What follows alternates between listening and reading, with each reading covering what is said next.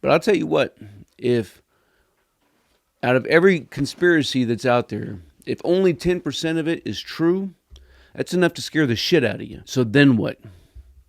Then you begin to have all of the people who have been nurtured in a culture, in a society that says, I need help from above, and the help from above is from the nebulous of the government. What is SHTF? What does it mean to you? You know, as we talk a lot in these videos about what it may or may not be, the overwhelming response in the comments, and I don't know if this is what everybody actually believes or not, but what I see in the comments is that it's some sort of post-apocalyptic event. And we go from now to then with the flip of a switch. There's nothing in between. Can we call anything else in between? SHTF. How do we get from here to there? We're going to talk about this, and I'm looking forward to hearing your thoughts and your comments down below. You know, one of the things that you may need to plan, prepare, and execute a plan for SHTF is the SHTF Field Manual. Link down below. Shameless plug, whatever. So we have now, right? And so what are the types of things that can go from now to something worse than now? Like beyond a 24, 48 hour type event, right? We're looking beyond a natural disaster like a hurricane or a tornado. As horrible as those events can be and have been for many people, most of the time these events do not present a long-lasting change in how civilization happens and occurs, right? We saw some crazy stuff after Katrina. But aside from that, I think that's probably the worst one in recent history anyways. We're not talking about some civil unrest, right? Some violent protesting and things getting haywire. A couple cities bouldering in smoke. Again, those are, if you get caught in those moments, like yes, even in a natural event, like these can be a glimpse in time of an SHTF, right? It's taking it off the shelf, putting it in for a few days, maybe a month, and then putting SHTF back up on the shelf. So what needs to happen to get us from now to something that is truly long-term? If we've learned anything in our political process, it's more than just the wrong person getting elected, right? Things are much deeper than that as far as really putting in civil unrest. So let's say, probably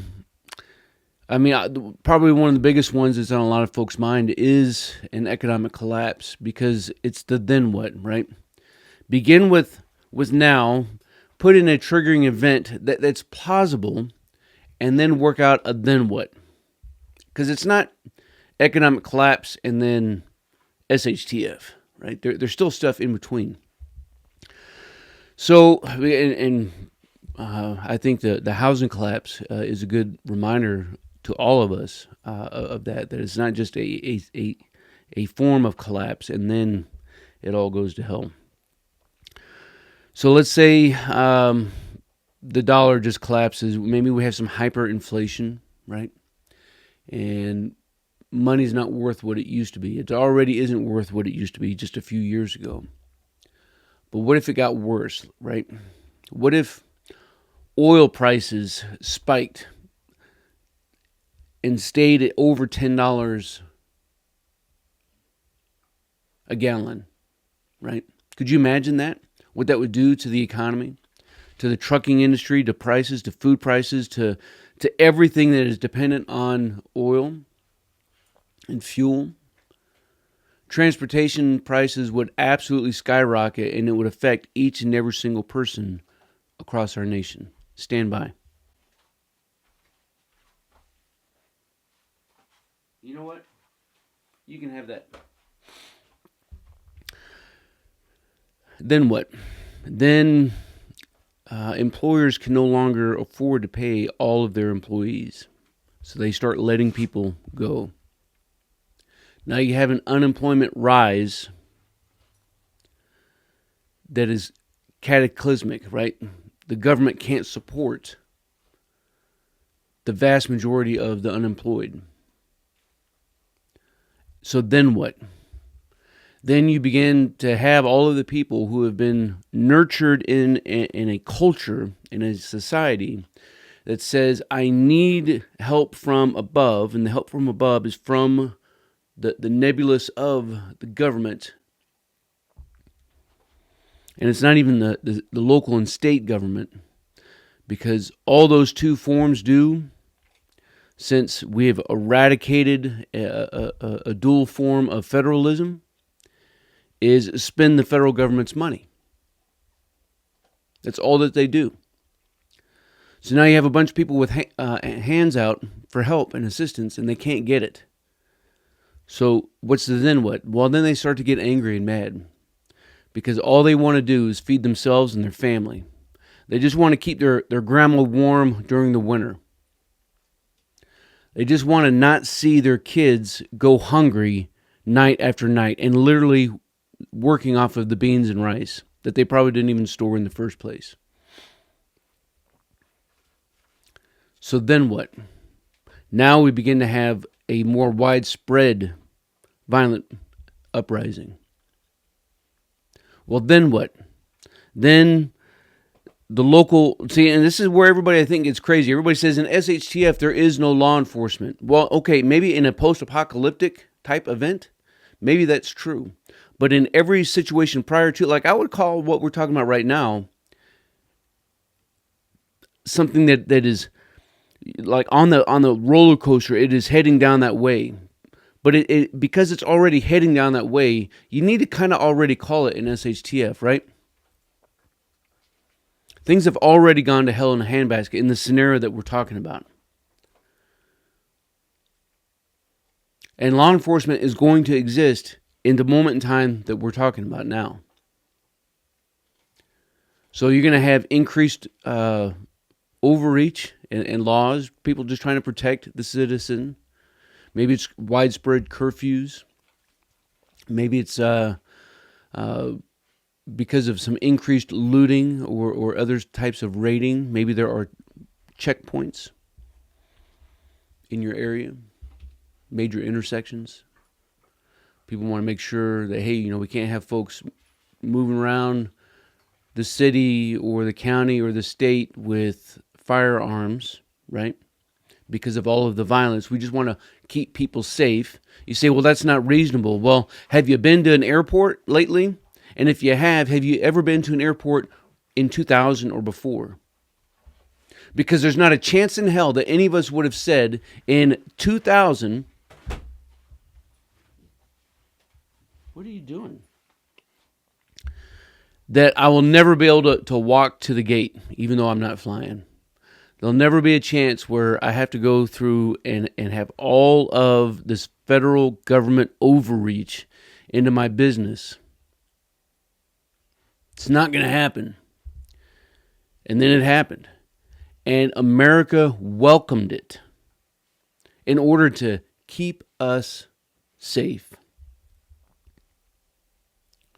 So what's going to happen if violence and a violent uprising is legitimately happening? The majority of citizens would tell the government, I welcome you to take more control over my life if you can keep me and my family safe. And say that they will absolutely restrict you from moving around with firearms. And the only way to do that is to enforce it, is to check it.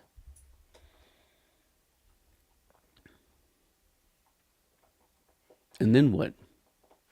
You see where this is going, right? Like, everything has a second, third order of effect. And the government, like in this case, right, maybe it's just a city, maybe it's just a sheriff department in the county. Like, I don't think that they're probably acting out of ill will, like trying to do what is wrong, right? When I say wrong, I mean in violation of the actual freaking Constitution. I think they're just trying to do their best job that they can to protect their citizens. But they take an action and it forces a then what? Because a potential then what after that would be in localized areas, dudes coming together and saying, this is wrong. We can't do this. And if you think that something like that has never happened, again, go back and look at Athens, Tennessee after World War II. Because that's exactly what happened. You had a local government and law enforcement agencies overreaching, violating civil liberties, and it got to the boiling point where there was a violence of action against them, and the people won. It's a pretty interesting story. Check it out. Well, then what? Then the local or county calls for the state to help come in and suppress the violent uprising. And when that doesn't work, the governor calls in for the United States military to come and be a presence to help enforce martial law. Now, martial law can't be instituted throughout the United States. Like, there's just not enough bodies in order to make that happen, unless the people are submissive and they welcome it. If the people aren't welcoming it, there's too many people for the federal government to be able to do this. And that's just bare bones numbers. We've gone over this in the past. But in pockets or in neighborhoods or in cities, you can do it. And it can be enforced. So then what? Well, you start getting to that point, now you're well beyond a tipping point where there's not much turning back. And if you aren't thinking about things like that now, like where is this at in the realm of possibilities? Maybe it is in 10%. But I'll tell you what, if out of every conspiracy that's out there, if only 10% of it is true, that's enough to scare the shit out of you. It's enough to make you think, holy crap. So if this can only happen, if the possibility of the probability of this happening is only 10%, that's enough to make you say, I wonder, what should I do now? Maybe I should buy another month's worth of food. Maybe I should buy some more tools or equipment to maintain our house. Maybe I should buy that backup generator. So how do you, in turn, begin to have these conversations with your friends and your family? Because no man is an island. And I think if you start talking about the post-apocalyptic stuff, it may not always be well received. It's what I hear a lot. Like, how do I do this? And I think if you just talk about something that is much more probable, right? Back up the timeline. If you want to have some honest conversations about this with your friends and your family. Say, what would happen if, have you ever thought about, basic economy 101, right? Economics. What would happen if the price of oil shot up so much that it caused gas to be over $10 a gallon? How would we be able to get around, fill up our gas tanks? What would happen to employers and food prices and everything else? And let them answer, right? Ask some good, honest, open-ended questions that allows somebody else to work through things and get to that, oh shit, moment. What if? How much of a probability is it? We've seen gas prices soar in the past and what it's done. Imagine if it was double or triple that. Something to think about. Team, I'm looking forward to hearing your thoughts and your comments down below as we all continue to master our craft and develop our tactical virtue. As always, until then, you stay out there, you keep grinding, and you stay stoked. Team, if you want to master your craft and develop your tactical virtue, make sure you subscribe to the channel and click that notification bell so that you can stay up to date with future content. Consider becoming a channel member. It's going to give you exclusive access to content not available to anybody else. I appreciate you guys. Until then, you stay out there, you keep grinding, and you stay safe. We know you're out there! Come to my voice!